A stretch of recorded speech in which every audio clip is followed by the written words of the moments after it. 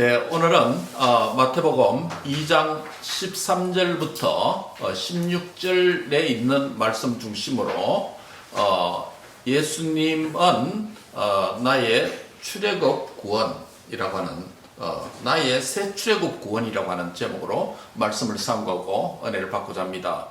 지난주에 말씀드린 대로 구약의 언약들과 족장들을 통해서 주셨던 언약들과 또 예언들, 선지자들을 통해서 말씀하셨던 예언의 말씀들이 우리 주 예수 그리스도께서 이 땅에 오심으로 다 성취되었다라는 책이 신약 성경의 첫 번째 책 마태복음이라고 말씀을 드렸습니다. 마태복음은 주된 청중이 유대인 그리스도인을 대상으로 하다 보니 구약에 있는 여러 가지 인물들, 사건, 사고 뭐 이런 것들을 많이 등장시켜서 커뮤니케이션을 회중들과 효과적으로 하기 위해서 마태가 특별하게 자기만의 기법으로 성령의 영감을 받아서 마태복음을 기록하게 된 것입니다. 특별히 마태복음 1장에서는 예수님의 족보에 등장하는 인명, 사람 이름을 통해서 메시아가 오심을 성취되었다라는 genealogical fulfillment, 특별히 족보를 통해서 주님의 언약과 예언이 성취되었다라는 점을 강조했다고 했습니다. 이제 2장에 들어오면 지난 시간에 말씀드린 대로 2장 1절부터 12절의 말씀을 보시면 2장 부분에는 예수님의 오심이 지리적인 장소로 성취되었다는 점을 강조했습니다. 그 대표적 장소가 6절에 나타난 무슨 장소죠? 유대 땅 베들레헴에 예수님이 탄생하신다라는 미가서 5장 2절 말씀에 예수님이 오시기 전 약 800년 전에 예언된 대로 그렇게 출생하게 되었습니다.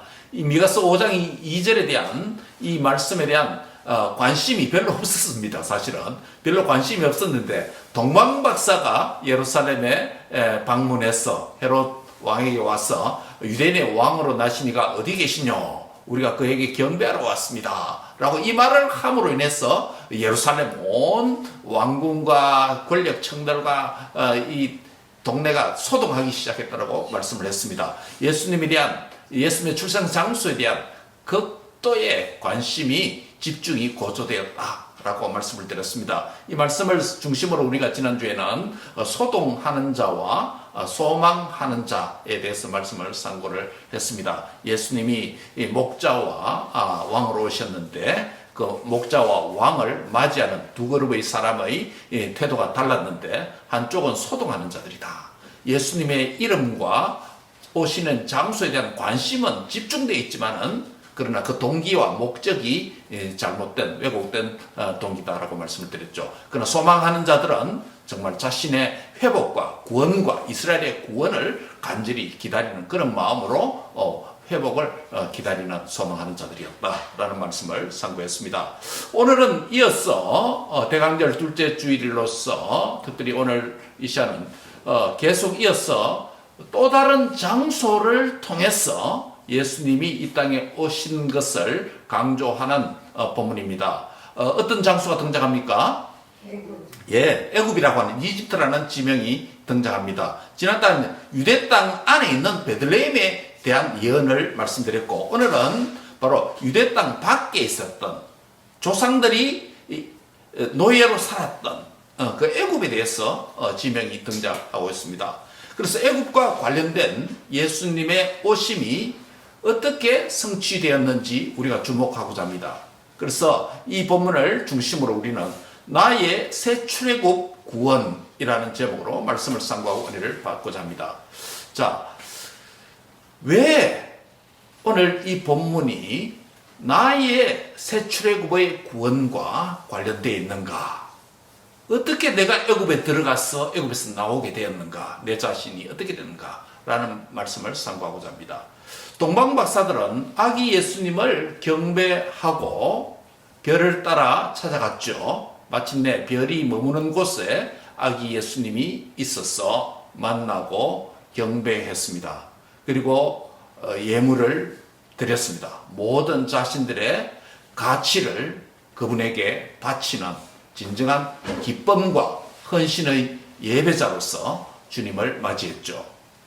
그리고 이제 예루살렘에 방문했을 때 헤롯의 부탁대로 아기를 찾으면 자세하게 알려줘서 나도 그에게 가서 경배하게 해달라라는 그 말을 기억했겠죠. 그래서 이제 아기 예수님을 동방박사들이 만난 이후에는 이제 헤롯이 있는 예루살렘으로 돌아가려고 그런 계획을 생각했겠죠. 그런데 그날 밤에 꿈에 헤롯에게 돌아가지 말라고 하는 지시하심을 받습니다. 누가 이 지시를 했는지 본문에는 등장인물이 나타나고 있지 않지만은 아마 주의 사자가 나타난 것으로 보입니다. 나타나서 무슨 지시를 내립니까? 예루살렘으로 돌아가지 말고 다른 길을 통해서 가라 라고 해서 다른 길을 통해서 동방박사들은 자기들의 온 고국으로 돌아가게 되었습니다. 헤롯은 박사들에게 속은 줄 알았습니다. 아무리 기다려봐도 안 오니까 올 때가 됐는데 동방박사들이 다시금 돌아오지 않을까. 16절에 보면 속은 줄 알았다라고 그 사실을 헤롯도 인식했다라고 말씀하고 있습니다. 그래서 심히 노했습니다. 내게 말하려고 했더니 말도 안 하고 그냥 가버렸구나. 속은 줄 아는 것입니다. 사실 그 속은 사실이 때문에 분노한 것보다도 그 아기 왕이 태어난 아기 왕을 죽이려고 하는 그 계획이 수포로 돌아갔기 때문에 그렇겠죠. 그래서 군사들 사람들을 보내서 베들레헴과 그 베들레헴의 온 지경에 있는 딸은 죽일 필요 없겠죠. 사내 아이들을 박사들에게 자세하게 물어봤다. 자세히라는 이 부사가 몇 번 나타납니다. 마태복음에 있어요. 자세히 알아보고 자세히 물어본 대로 그때를 기준으로 해서 동방박사 돌아가고 시간 좀 흘렀으니까 범주를 좀 넓게 잡아서 1살이 아니라 2살 아래 좀 높였어. 빠져나가지 못하도록 그물을 촘촘하게 해서 2살 아래 모든 남자아이를 다 죽이라고 헤롯은 명령을 내렸습니다. 바로 그때 그런 위경에 처한 사실을 알지 못했던 누구요? 요셉과 마리아와 아기 예수님에게 뭐 변화가 나타나야 되지 않겠습니까? 그래서 그날 밤에 요셉에게 하나님의 사자가 나타나서 지시를 합니다. 헤롯이 지금 아기를 찾아서 죽이려고 하니 애굽으로 도피하라 라는 지시를 13절에 받습니다. 그리고 언제까지 머물러야 될 것인지 말씀합니다. 언제까지입니까? 다시 지시할 때까지. 이 기간은 말을 안 했습니다. 다시 말할 때까지. 하나님 사자가 다시 지시할 때까지 구체적인 며칠, 몇 달, 몇 년이 아니고 지시할 때까지. 즉 말씀에 집중하라는 의미겠죠. 지시할 때까지 어디에 머물라? 예, 애굽에 머물라라고 했습니다. 바로 여기서 우리는 애굽이라고 하는 마태복음의 2장에 나타나는 두 번째 지명을 발견하게 됩니다. 그래서 마태복음의 2장에 기록된 예수님의 관련된 구약의 언약과 예언이 성취된 그 두 번째 지리적 장소가 바로 어디라고요? 애굽이라는 것입니다. 본문 13절에 따르면 조금 전에 말씀드린 대로 주의 사자가 요셉의 꿈에 나타났습니다. 헤롯이 아기를 찾아서 죽이려 하니 일어나서 아기와 그 모친을 데리고 애굽으로 피하여 내가 내게 이르기까지 거기 머물러라. 긴급 메시지를 주의 사자가 요셉의 꿈에 나타나서 전해 줬던 것입니다. 그만큼 긴급하다는 것입니다. 그만큼 긴급하다는 것입니다. 요셉은 주의 사자의 지시에 적극 순종해서 아기 예수님과 그 아기 예수님의 모친 마리아, 자신에게는 아내가 됩니다마는 그 모시고 애굽으로 도피하게 됩니다. 그래서 그래서 14절에 보면 이렇게 말합니다. 같이 한번 읽을까요? 14절입니다. 시작. 요셉이 일어나서 밤에 아기와 그 아기를 데리고 애굽으로 출발한 지가 시간이 언제입니까? 밤입니다. 밤에 꿈을 현몽하여 지시를 받고 그 밤에 바로 지체 없이 바로 움직였습니다. 이 말은 상황이 그만큼 긴급하다는 것을 보여줍니다. 또 주의 사자가 그 밤에 나타났다는 것 자체도 하나님 관점에서 볼 때도 굉장히 중대하고 긴급한 상황이라는 것을 의미합니다. 무엇 때문입니까? 하나님의 당신의 백성들을 구원하시기 위해서, 이스라엘을 회복시키기 위해서 메시아를 보내주시겠다는 예언과 언약의 말씀이 성취되어서 메시아가 출생한 것 아닙니까? 그런데 이 메시아가 죽임을 당하게 된다면 하나님의 계획에 문제가 생기는 것 아닙니까? 하나님 편에서 볼 때도 이것은 굉장히 중대한 사건으로 본다는 것입니다. 바로 그날 밤에 주의 사자를 하나님께서 보내시고, 주의 사자가 요셉의 꿈에 나타나서 그런 말을 전하고, 요셉도 꿈에 이상하니까 긴급하게 그날 밤 바로 움직였다는 것입니다. 얼마나 팔레스틴 땅에 겨울이 되면 춥겠습니까? 요즘처럼 난방시설이 뭐 제대로 되어 있겠습니까? 더구나 말구유에 태어나는 안락한 집안도 아니지 않습니까? 그런 가운데 또 밤에 또 움직여야 되니 얼마나 불편함이 많겠습니까? 요셉이 말씀을 듣고 움직였습니다. 주의 사자도 마지막 코멘트가 아주 인상적입니다. 다시 지시할 때까지 거기 머물러라. 즉, 너는 애굽에 가서도 뭐에 집중해라? 하나님의 주시는, 지시하시는 말씀을 기다리라 라는 메시지가 담겨 있습니다. 그런데 마태는 이 사실을 기록하면서 매우 독특한 구약 본문 하나를 인용하여 기록해 놨습니다. 몇 절이에요? 15절에 뭐라고 기록합니까? 애굽으로부터 내 아들을 불렀다 함을 뭐한다? 이루려 함이라. 마태복음 무엇을 이루려 함이라, 플레일로라고 하는 이 단어를 12번 사용합니다. 마태복음 첫 강의할 때 제가 말씀드렸죠.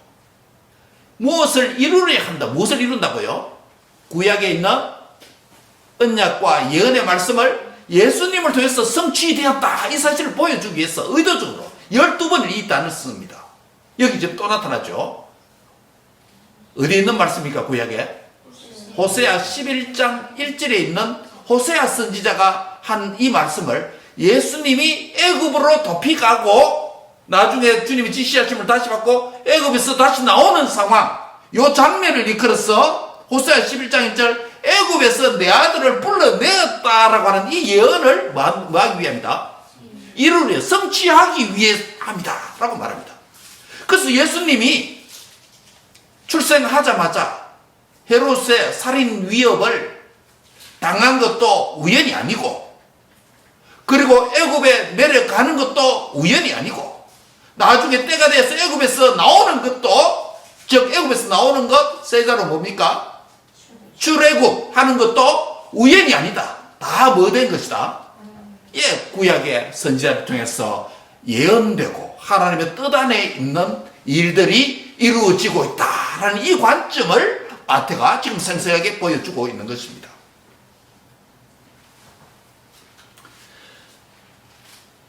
겉으로 보면 예수님은 무기력한 베이비 아기이고 엄마 아빠의 품안에 안겨서 소극적으로 애굽으로 내려가고 도피하는 정치적 망명같이 보입니다.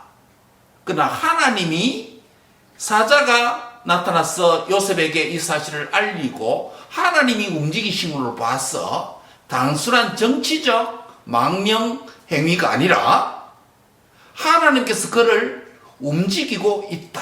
매우 의도적이다. 라는 사실을 보게 됩니다. 사랑하는 성도 여러분, 예수님께서 헤롯의 살인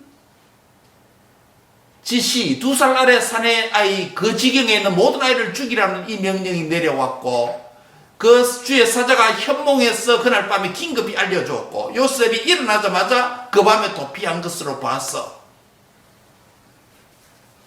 이 사건은 메시아로 출생하신 예수님뿐만 아니라 이 예수님을 목자와 왕과 주로 영접하고 믿는 저와 여러분에게도 매우 중대한 사건이라는 것을 보여줍니다. 왜 그럴까요?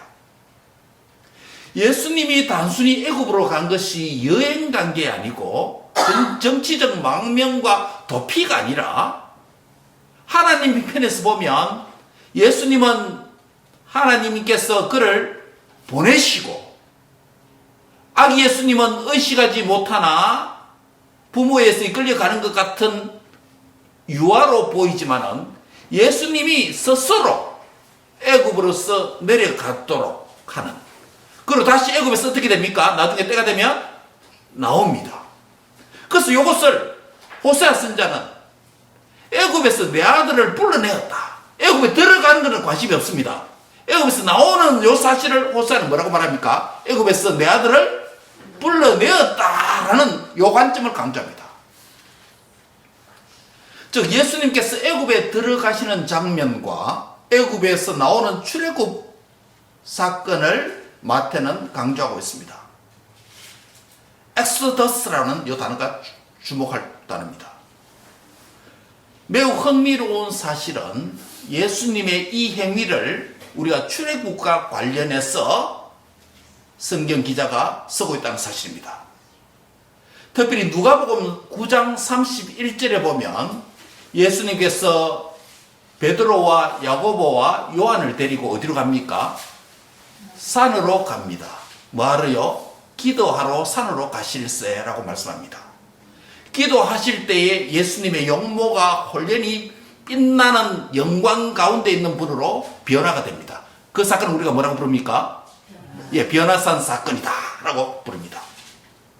그 변화산 사건에 영광 가운데 있는 그 몸으로 변화된 이후에 누가 등장합니까? 율법의 대표인 모세와 선지자의 대표인 엘리야가 함께 대화하는 장면이 나타납니다. 그 장면에서 예수님이 무슨 말씀을 했을까요? 예수님이 어떤 대화를 하셨을까요? 누가복음 9장 31절은 그 대화 내용 한 가지를 소개합니다. 9장 31절을 보면 영광 가운데 나타났어. 장차 예수께서 자신이 예루살렘에서 뭐 하신다? 별세하실 것을 말씀했다. 미리 예언을 했다는 겁니다. 이 별세라는 단어가 매우 중요합니다. 이 별세라는 단어를 헬라어 성경이 뭐라고 해나 무슨 단어 쓴지 압니까? 엑스더스라는 출애굽이라는 단어를 씁니다. 매우 흥미롭습니다. 스트라이킹리 놀랄만한 표현을 썼습니다. 예수님의 죽음이 끝장이 아니고 마지막이 아니고 불행한 일이 아니고 슬픈 일이 아니고 예수님의 별세 죽음의 사건을 무슨 관점으로 무슨 단어를 표현한다고요? 출애굽 엑스더스라는 단어를 쓴다는 거예요. 예. 즉 예수님의 죽음은 애굽에서 그냥 묻혀서 사는 것도 아니고 애굽에서 망명해서 거기서 생을 마감하는 것도 아니고 예수님의 애굽행을 굉장히 의미 있게 표현했습니다. 예수님의 죽음을 출애굽이라는 단어를 쓴다는 것이에요. 이 말은 무슨 말입니까? 예수님의 죽음 자체가 굉장히 중요한 사건이 될 것이다 라는 것을 예수님이 변화산 사건에서 예언을 한 것입니다. 예수님의 죽음이 단순한 생의 마지막 사건이 아니고 새로운 중대한 사건이 된다는 겁니다. 마치 뭐와 같이 이스라엘 백성들이 애굽에서 400년간 종노릇 하다가 모세의 인도를 받아서 애굽에서 구원받아서 약속의 땅 가나안으로 가는, 애굽으로부터 구원과 약속의 땅 가나안으로 가는 이 구원 사건과 관련지어서 예수님의 죽음이 그런 것이다 라고 보여주는 것입니다. 어떤 측면에서 예수님의 그 죽음이 이스라엘의 구원의 위대한 사건인 엑소더스 출애굽과 같다는 것입니까? 예수님의 애굽행이 어떻게 출애굽의 행위가 된다는 것입니까? 그것을 보려고 합니다. 예수님의 애굽으로 내려가심이 왜 출애굽이 됩니까? 왜 애굽에 내려가시고 다시 나오는 것이 출애굽과 관련되어 있습니까? 뭐 때문에 그렇습니까? 여러분, 애굽으로 간다는 것 자체는 무엇입니까? 이스라엘 백성들이 처음에는 요셉이 총리로 있었기 때문에 이민 갈 때는 좋았습니다. 그렇죠? 다 환영받고 인정받는 그런 분위기였습니다. 근데 요셉이 알지 못하는 왕이 왔을 때는 뭐 하게 됩니까? 핍박을 하게 됩니다. 그렇죠? 그러면서 노예 생활로 전락한 것 아닙니까? 예수님께서 당신의 구원 사역을 출애굽과 관련 짓는다는 의미는 첫 번째는 이겁니다. 예수님의 낮아지심의 출생 사건이 애굽에 내려가는 애굽행이다라는 것입니다.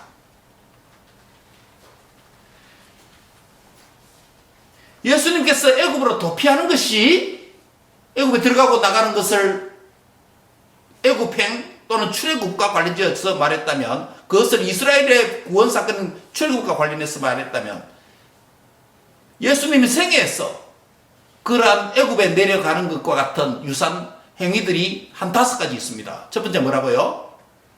당신의 성육신의 출생입니다. 왜 예수님이 몸으로 태어난 게, 성육신을 태어난 게 왜 애굽에 들어가는 겁니까? 여러분, 우리도 이민자의 불편함과 고통이 있지 않습니까? 일세는 더 하고요. 우리 선교사님들이 타 문화권에 가서 복음을 전하는 일이 얼마나 힘듭니까?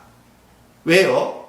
낯선 언어와 낯선 문화권에 사는 사람들에게 한 번도 들으지 못한 이 복음을 이야기하려고 하니 얼마나 고통스러운 일이 되겠습니까? 그래서 예수님도 그렇습니다. 예수님도 하늘 영광, 헤븐리 컬처를 버리고 하나님의 그 영광스러운 보좌를 버리고 사람의 몸으로 왔으니 얼마나 불편함과 고통스러움이 있겠습니까? 즉, 그분의 성육신은 낮아지심의 이 성육신의 출생 사건은 바로 애굽에 내려가는 것과 같다. 고생길이라는 것입니다. 두 번째로 예수님의 생애에서 애굽에 내려가는 것 같은 행위가 무엇이 있습니까? 공생애가 시작될 때 요단강 세례 사건, 그 물세례 사건은 누가 받는 것입니까, 원래? 죄인들만 받는 겁니다. 죄인들만 받는 물세례를 예수님이 받아야 한다는 의미는 무엇입니까? 그분이 죄가 있다는 말입니까, 없다는 말입니까? 죄가 없는데도 죄인들이 받는 물세례를 받는다는 의미는 뭡니까? 그 세례가 예수님의 물세례, 요한에게 물세례를 받는 그것이 누구를 위한 것입니까? 우리의 죄를 담당해서 그분이 물세에 동참한다는 것의 의미입니다. 그렇기 때문에 이것은 바로 예수님의 물세례 사건이 애굽에 내려가는 것과 같다는 것입니다. 세 번째는 뭡니까? 예수님의 생애 가운데 애굽으로 내려갔던 것 같은 세 번째 의미는 그분이 율법 아래 순종하는 삶으로 오셨다는 것입니다. 율법을 무시하지 않고 율법을 다 지키고 이루려 하기 위해서 율법에 자신이 순종하기 위한 그 삶으로 오셨다는 것입니다. 이 자체가 예수님에게는 애굽행입니다. 애굽행입니다. 사람들이 하나님을 가까이 하고 지켜야 되는 그 법을 스스로 그 법을 정해주신 하나님 자신으로서 그 법을 지켜야 된다는 것. 여러분, 이 굉장한 일이 아니겠습니까? 사람이 하나님을 사랑하도록 하나님과 이웃을 내 몸같이 사랑하라고 하는 이 율법을 주신 것 아닙니까? 사람이 해당되는 법인데 그 법을 주신 하나님이 그걸 자신이 지켜야 된다고 하니 그 스스로 율법 아래 순종의 삶을 사는 것이 애굽행이 된 것입니다. 네 번째 무엇입니까? 클라이막스죠. 예수님의 생애 동안에 당한 모든 고난과 마지막에 뭐요? 십자가의 대속의 죽으심이 애굽으로 내려가는 애굽행이다 라고 말할 수 있습니다. 마지막입니다. 예수님 생에서 마지막 5번째 애굽에 내려가는 행위가 무엇일까요? 무덤에 장사 대신 사건이 애굽행입니다. 여러분, 살아계신 하나님이 육체로 죽었어. 그 돌무덤 안에 시체가 들어가는 것, 그 애굽행입니다. 애굽행입니다. 5가지 애굽행을 말씀드렸습니다. 첫 번째 뭐라고요? 성육신. 두 번째요? 물세례 받은 것. 세 번째는요? 율법 아래 순종하는 삶. 네 번째는요? 고난과 십자가. 그 다음에요? 무덤에 장사되는 것. 이게 다 예수님이 애굽으로 내려가는 낮아지는 삶이에요. 애굽에 내려갔으면 애굽에서 끝난 게 아니고 그 다음에 애굽에서 나와야 되겠죠. 출애굽입니다. 첫 번째 예수님에게 출애굽 뭡니까? 죽음에서 부활하시는 사건. 그게 애굽에서 나오는 거예요. 아까 예수님이 죽는 것이 별세가 뭐라고요? 엑소더스라는 단어 썼다 그랬잖아요. 애굽에서 들어갔다 무덤에 잡겠다 산을 부활하는 것이 주님의 엑소더스예요. 엑소더스 클라이막스입니다. 그 다음에 뭡니까? 부활한 후에 40일 후에 성천하시는 것. 완전 이 땅을 떠나시는 것. 성천하시는 것. 출애굽의 사건입니다. 자, 지금 예수님의 생에서 발견되는 애굽에 내려가는 것 같은 5가지 행위와 사역과 애굽에서 나오는 출애굽과 같은 구원의 사건 2가지 말씀드렸습니다. 자, 그러면 예수님의 이 출애굽 사건과 오늘 이 말씀을 듣는 대강절 둘째 줄에 여기 앉아있는 저와 여러분이 무슨 상관이 있는 것입니까? 예수님의 출애굽 사건과 나의 출애굽이 무슨 관련이 있다는 것입니까? 이게 오늘 우리 중요한 포인트입니다. 따라합니다. 예수님의 출애굽이 나의 새 출애굽입니다. 왜 그럴까요? 왜 그럴까요? 나의 새 출애굽은 무엇입니까? 에베소서 2장 5절 6절 유명한 구절이죠. 허물로 죽은 우리를, 즉 우리도 애굽에 내려갔습니다. 그렇죠? 우리도 죽었습니다. 무엇 때문에 죽었습니까? 우리의 죄와 허물로 죽었습니다. 허물로 죽은 우리를 누구와 함께 살립니까? 그리스도와 함께 살리셨고, 우리 주님께서 십자가 죽으셨을 때 아까도 말씀드렸죠. 그 죽음이 개인의 종말이 아니라 그분이 물세례를 받을 때 그분의 죄가 있어서 씻음을 받는 게 아니라 저와 여러분의 죄를 담당하시고 물세례를 받았고 저와 여러분의 죄를 담당하셔서 속죄의 죽음을 십자가에 죽어주셨기 때문에 그리스도와 함께 죽었다는 것입니다. 그렇죠? 그리스도와 함께 우리가 애굽에 내려간 것입니다. 그런데 감사하게도 주님이 다시 살 때 그리스도와 함께 하나님께서 우리를 살리셨다는 것입니다. 할렐루야! 우리도 출애굽의 구원의 은혜를 경험했다는 것입니다. 그래서 에베소서 2장 5절은 관로에서 그리스도와 함께 살리셨다. 요 무슨 의미인지 표현하기 위해서 관로에서 이런 표현을 합니다. 너희는 은혜로 구원을 받은 것이다. 저 은혜로 구원받은 것이 곧 뭐다? 새 출애굽. 주님과 함께 산 새 출애굽이라는 것입니다. 또 표현이 이어집니다. 2장 6절에. 에베소서 2장 5절. 또 함께 뭐예요? 일으키사. 함께 일으키시다. 함께 죽음에서 일어나서 또 마지막에 하나 더 붙입니다. 예수 그리스도 안에서 함께 하늘에 앉히셨다. 우리가 지금 땅에 앉아 있는데 이 불편한 땅에 있는데 고난과 슬픔과 눈물이 많은 이 땅에서 스트러글링 하면서 살아가고 있는데 우리의 존재가 지금 어디 있다고요? 하늘에 주님의 보좌에 하늘에 주님과 함께 앉아있는 자로 구원받은 성도, 새 출애굽한 성도를 그렇게 표현하고 있다는 것입니다. 할렐루야! 저와 여러분이 비록 육체를 가지서 우리 주님처럼 이 땅에 사는 것이 불편하고 고난이 많고 고통이 많고 질병이 많고 마음의 상함과 슬픔이 있다 할지라도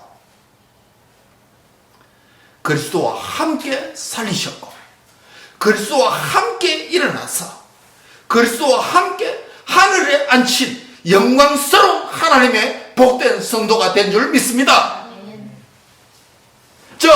예수님의 출애굽이 예수님의 죽음과 부활 사건과 성천 사건이 예수님 한 분에게만 해당되는 문제가 아니라 예수님과 함께 우리가 죽고 함께 일어나서 함께 하늘의 주님과 함께 앉아있는 그런 함께라고 하는 임마누엘이라고 하는 이 은혜를 저와 여러분에게 허락해 주신 줄 믿습니다. 그래서 예수님의 십자가가 곧 나의 뭐다? 십자가요. 예수님의 죽으심이 곧 나의 죽음이다. 예수님의 율법 아래 순종의 삶이 나도 율법 아래 죽었다. 예수님이 무덤에 장사된 것이 곧 나도 장사된 것 죽었다. 예수님이 사흘 만에 다시 부활하신 것이 예수님만 산 것이 아니라 그 주님을 믿는 나도 주님과 함께 산 자가 되었다. 할렐루야. 주님이 승천하셔서 하늘 보좌에 앉아 계시는 것이 그분만 앉아 있는 것이니라. 저와 여러분도 주님과 함께 하늘에 앉아 있는 영광스러운 성도가 된 줄 믿습니다. 그래서 예수님의 애굽행위, 나의 애굽행위고 예수님의 애굽에서 나오는 출애굽행위가 나의 영적인 새 출애굽이 된다고 말씀을 하는 것입니다. 그래서 나의 애굽행위가 나의 새 출애굽의 의미가 무엇입니까? 죄와 사망과 사탄의 권세에서 구원받은 것이 나의 뭐다? 나의 뉴 엑소더스, 새 출애굽의 사건이다 라는 것입니다. 허물로 죽은 우리를 그리스도와 함께 살리셨고 갈로에서 너희는 은혜로 구원을 받은 것이다. 이게 그거다. 함께 일으키사 함께 하늘에 앉히셨다 라고 말씀합니다. 로마서 6장 8절에도 말합니다. 만일 우리가 그리스도와 함께 죽었으면 또한 함께 살 줄을 믿노니. 디모데후서 2장 11절로 말합니다. mit보다 이 말이여 우리가 주와 함께 죽었으며 또한 주와 함께 살 것이요. 아멘. 바로 우리가 구원받은 것이 나의 출애굽이다. 따라합니다. 내가 구원받은 것이 나의 출애굽입니다. 예, 주님과 함께죠. 두 번째입니다. 마지막으로 성찬을 먹고 마시는 것이 나의 새 출애굽입니다. 따라합니다. 성찬을 받는 것이 나의 새 출애굽입니다. 첫 번째 나의 새 출애굽이 뭐라고 그랬죠? 구원받은 것이 새 출애굽이고, 두 번째는요 성찬을 받는 것이 나의 새 출애굽입니다. 왜 그럴까요? 성찬은 무엇을 의미합니까? 주님의 살과 주님의 피를 의미합니다. 곧 주님의 생명 자체를 의미합니다. 주님의 생명 자체를 먹고 마신다는 것은 무엇을 의미합니까? 주님과 내가 함께 한 몸이 됐다는 것을 의미합니다. 함께 죽고 함께 넣어서 함께 하늘에 앉히죠. 이것을 실제로 체험하는 게 뭡니까? 성찬입니다. 주님의 몸과 피를 함께 먹고 마심으로 주님과 내가 연합되고 하나 되었다는 겁니다. The mysterious union with Christ. 신비로운 그리스도와 연합이 이루어졌다는 겁니다. 여러분, 이게 가능한 일입니까? 가능합니다. 은혜로요. 거룩하신 하나님과 죄인된 인간이 어떻게 하나가 될 수 있습니까, 여러분? 물과 기름을 섞는 것과 같지 않아요? 그런데 말합니다. 그래서 성경은 이게 말합니다. The mysterious union with Christ. 신비로운 연합이다 말합니다. 죄인된 내가 예수님과 하나가 된 줄 믿습니다. 은혜로 된 것입니다. 은혜로 된 겁니다. 은혜로 된 것이에요. 성찬을 받는다는 것은 무엇을 해야 합니까? 주님의 죽으심과 하나 되고 주님의 다시 사심과 또한 내가 하나 되는 것을 의미합니다. 즉 성찬은 나의 출애굽입니다.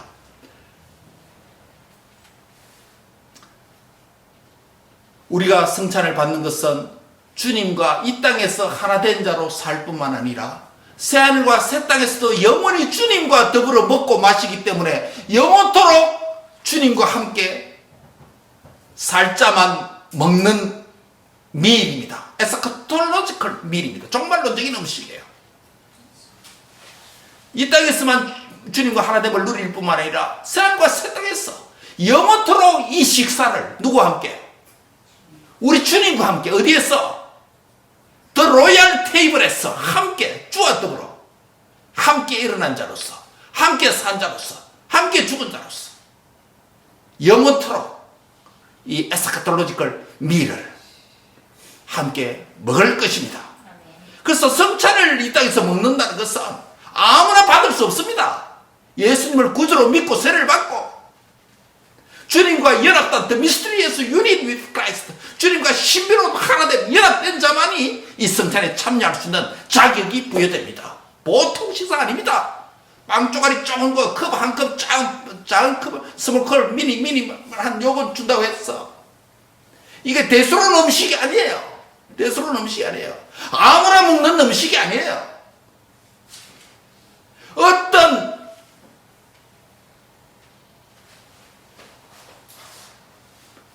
셰프가 쿠킹을 해서 최고의 굿메이 음식을 만든다 할지라도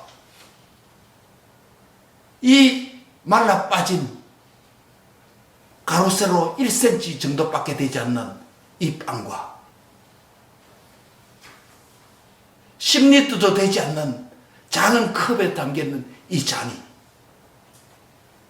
세상의 어떠한 식사와 만찬보다도 소중하고 값지고 아무나 받는 식사가 아니라 그리스도와 함께 죽고 함께 일어났어 그리스도와 함께 하늘에 앉힌 자가 된 영원히 주님과 함께 할 자들만 이 땅에서 맛볼 수 있는 영원한 주님의 선물로서 우리에게 주어진 만찬인 줄, 축복된 떡과 잔인 줄 믿습니다. 이 성찬이 바로 나의 새 출구입니다. 새 출구입니다. 구원받은 자의 삶을 이 땅에서 누리는, 먹고 마시는 삶이다. 이 성찬을 받는 자는 더 이상 나를 위해서 살지 않고 나를 위해서 죽으신 주님을 위해서 사는 삶입니다. 이 성찬을 받는 삶은 내가 높아지는 삶이 아니고 이제는 그는 흥하여야 하겠고 나는 쇠하여야 하리라. 오직 주님만 높이고 주님의 영광만을 위해서 사는 자입니다. 이 성찬을 받는 자는 먹든지 마시든지 무엇을 하든지 누구의 영광을 위해서? 주의 영광을 위해서만 사는 자인 줄 믿습니다. 날마다 죽고 날마다 사는 삶이 이 삶이라는 것입니다. 때로는 내 뜻대로 되지 아니하고 인생에 장애물과 꼬이는 일들이 많고 사건 사고가 많고 눈물을 지르는가 한숨 지르는가 걱정거리는가 많이 일어난다 할지라도 어서 천국 가고 싶다 할지라도 지난번 나갈 때 우리 제 진규 목사님 몸의 통증이 얼마나 힘들고 아프겠습니까? 그래서 저한테 한마디 하시더라. 빨리 천국 갔으면 좋겠다. 우리가 시련 당하면 다 그렇습니다. 우리가 크고 작은 시련이 우리에게 사는 날 동안에 얼마나 많습니까?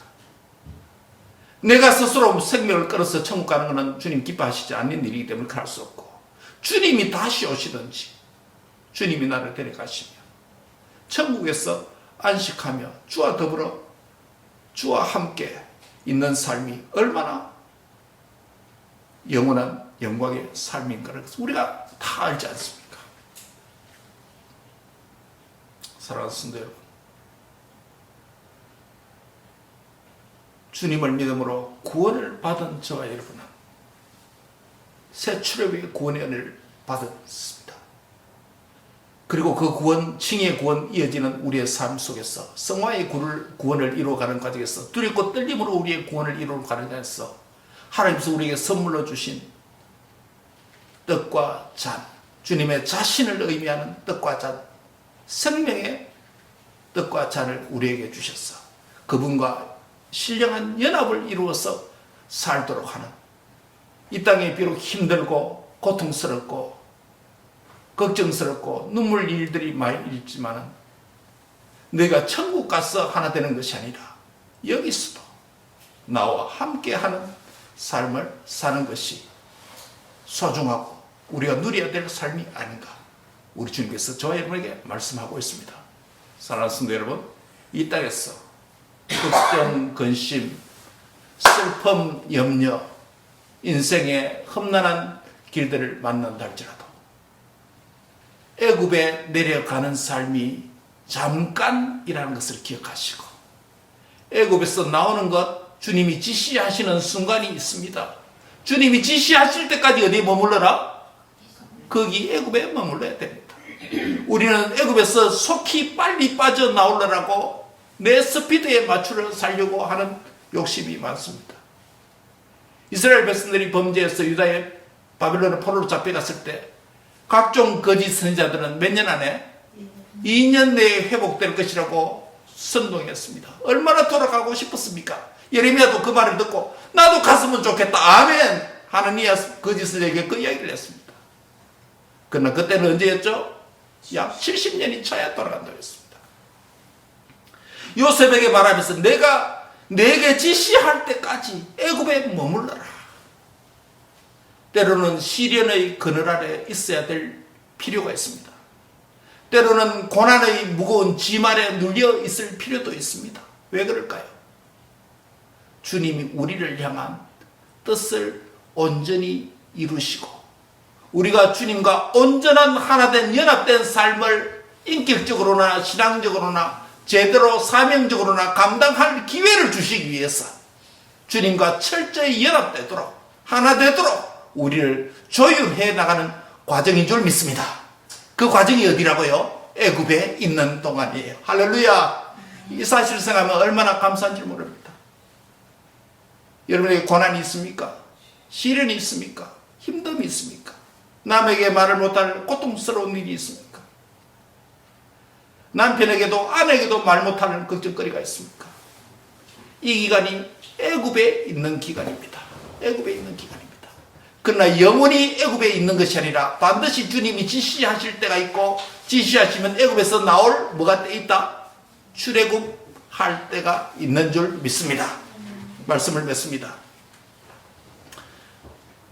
예수님은 나의 출애굽, 새 출애굽의 구원자가 되십니다. 왜 그렇습니까? 예수님이 애굽에 들어가시고 애굽에서 다시 나오신 사건은 예수님 개인에게만 해당되는 것이 아니라 저와 여러분도 예수님과 함께 애굽에 들어갔다는 것은 예수님과 함께 죽었다는 것을 의미합니다. 예수님이 애굽에서 다시 나오셨다는 것은 우리도 예수님과 함께 다시 산 자가 됐다는 것을 의미합니다. 이 구원의 은혜가 저와 여러분에게 새 출애굽의 구원 역사라는 것을 믿으시기 바랍니다. 또한 이 땅에서 구원받은 자로서 받는 이 성찬을 받고 그 성찬에 합당한 삶을 사는 두렵고 떨림으로 우리의 구원을 이루어가는 과정도 바로 새 출애굽의 백성으로 사는 복된 삶이고 사명과 기회라는 것을 여기고 감사히 여기면서 이 험난한 세월 한 걸음 한 걸음 주와 함께 걷는 저와 여러분 될 수 있기를 주의 이름으로 축복합니다. 기도하겠습니다. 하나님 감사합니다. 우리에게 시련이 있을 때 왜 나만 이런 시련을 겪느냐라고 원망도 할 수 있고 불평도 할 수 있고 육체의 고통과 마음의 상함과 힘듦 때문에 어깨가 무거워서 쓰러질 것 같을지라도 주님이 먼저 애굽에 내려가시므로 우리의 애굽행을 준비하시고 주님이 다시 애굽에서 나오심으로 우리도 주와 더불어 애굽에서 나오시는 주님과 하나된 삶을 훈련하도록 우리를 이끄시는 하나님의 놀라운 경륜과 계획을 찬양합니다. 우리의 무지를 용서해 주시옵소서. 우리의 교만을 용서해 주시옵소서. 주님과 온전한 연합과 하나된 삶을 살도록 주님이 지도해 주시고 가르쳐 주시고 인도해 주시옵소서. 성찬을 받는 자답게 주님을 전인격적으로 담는 자가 되게 해 주시옵소서. 오늘도 우리에게 말씀의 은혜를 주신 주님이여 성찬을 통해서 동일한 은혜를 주실 줄 믿습니다. 예수님의 이름으로 기도합니다. 아멘.